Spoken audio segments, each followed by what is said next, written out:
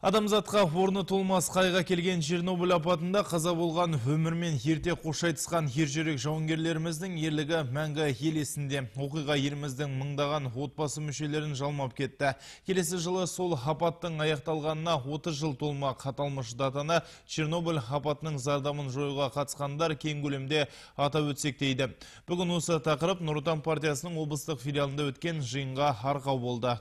Чернобыль апатының зардаптарын жоюға елімізден 32 мың адам қатысқан. Араларында медицина қызметкерлері мен қыз-жігіт аралас студенттер тобы да болыпты. Қазірде олардың 6 мыңға жуығы қана қалған. Жауапсыз атқарылған істің зардабын әлі күнге дейін тартып келе жатқандардың ішінде балалары мүгедек болып туылғандар да, өздері айықпас дертке шалдыққандар да бар. Себебі Чернобыльдағы апат күші жағынан 1945 жылы Жапонияның Хиросима мен Нагасаки қалаларына тасталған атом бомбаларынан кем емес еді. Ал бүгінгі жиынға қатысушылар болар іс болды, бояуы сіңді дейді. Тек алдымыздағы 30 жылдық мерейтойды құлаш сермеп атап өтіп, өмірден өткендерге тағзым етсек деген ұсыныс жасап отыр. Наша организация объединяет участников ликвидации аварии на Чернобыльской атомной станции. Біздің қауымдастық Қазақстанның 12 облысын біріктіреді. Биыл халықаралық форумға қатыстық. Онда Чернобыль апатының 30 жылдығын атап өту туралы сөз қозғалды. Сол себепті еліміздің басқа өңірлерінде де осы сынды жиындар өткізіп жатырмыз. Себеп өкінішке орай осы уақытқа дейінгі мерейтойлар кең көлемде атап өтілмеген. Біз осы олқылықтың орнын толтырсақ дейміз.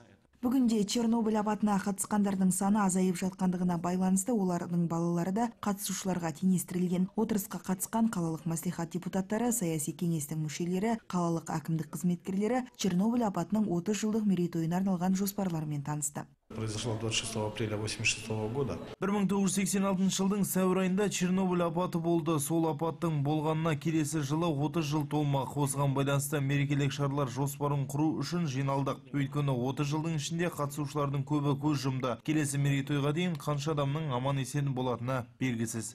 Бүгінде облыс бойынша Чернобыль апатының залалын жоюға қатысқан жандардың 400-ге жуығының көзі тірі. Назерке Ғалым, Орал Амренов, ақпарат.